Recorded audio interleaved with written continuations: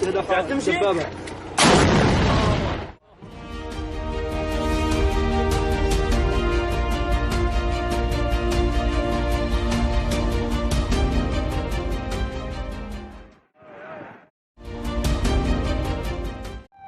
18 months into the COVID-19 global pandemic, questions remain over the origins of the virus. The U.S. intelligence community has said it does not know exactly where, when, or how the virus was first transmitted.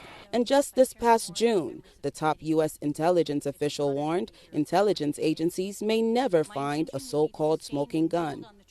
But the issue has become a potent political topic in Congress. Most Democrats are waiting on the intelligence findings, but Republicans this month released a report advocating another theory on COVID's origins, one already rejected by U.S. intelligence officials, claiming there is paper trail that shows China's Wuhan Institute of Virology was involved with dangerous research, manipulating the virus's genetic code. We said it was a possibility. Now I believe there's a preponderance of evidence that it was manufactured in the lab and it leaked, most likely accidentally. Republican Representative Michael McCall told VOA's Mandarin service the Chinese government is withholding important data on possible early infections in September 2019. Well, I think the WHO was very ineffective in warning the world about a global pandemic. They've been very ineffective in investigating this. At the end of the day, the answer from top scientists are sitting in the archives of the Wuhan lab itself that the PRC will not release publicly.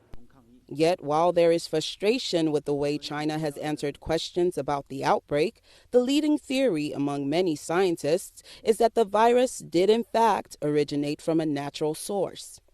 Virologist Dr. Ben Newman, who has studied coronaviruses for 25 years. It looks a lot like all the other bat viruses that are out there, and there aren't any specific features you could find on this virus that you can't find on several more coronaviruses. President Joe Biden in May gave the U.S. intelligence community 90 days to provide an in-depth assessment of the coronavirus origins. The president asked the intelligence community to redouble their efforts to collect and analyze information that could bring us closer to a definitive conclusion. Beijing has resisted prior international efforts to investigate the virus's origins, and in July rejected a bid by the World Health Organization to conduct a second phase of investigations in Wuhan.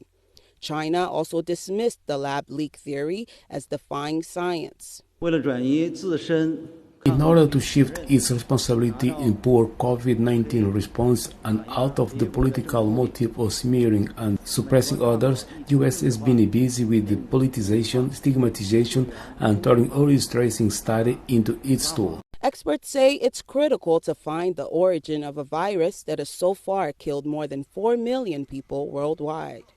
It's like finding a leak in the dam, and then you can plug it, and then you no longer have the leak, basically.